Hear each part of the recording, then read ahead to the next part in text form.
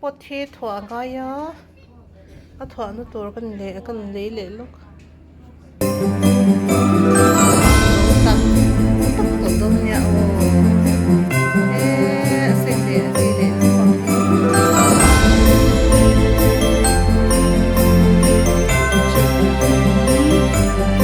dầu tăm xong trên cần xoa cả chỉ môi em mình lâu hoa bốc cả ôi môi già he chỉ bọn nó sẽ môi top ta để cho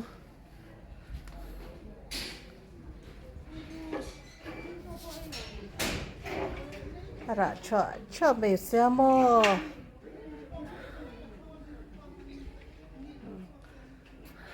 xin phải kinh cái gì nè chứ hết chứ vì hết chi nè giờ hết rồi cần được chăng lúc chị thì hiện đâu em muốn đón nhá ôi mỗi rồi thì về ula mình phải hậu tiêu mình sẽ hậu tiêu cái vấn gì mỗi em thì rồi thì trong công chuyện về ula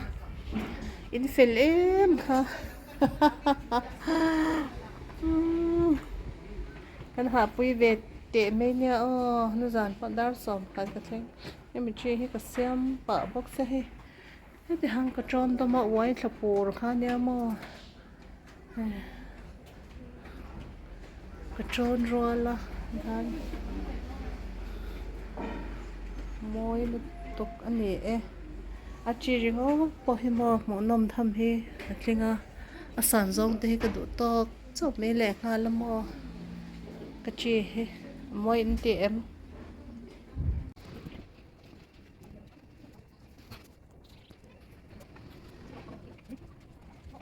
inbuatsaihna cái dấu thuộc hạt tại ôi tự chẳng hạn mà số lại chỉ sợ bỏ nó bị sợ lâu lắm cái hơi phê thì quý cái lúc mà cần hơi phê rồi mình thì lóm mình thì hiếm tốc muốn nòm lúc tụi mà cái trăng tên cần tha cần lá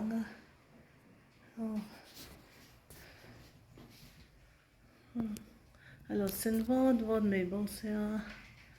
vì số lại số chẳng el số ram nói niệm thế vọng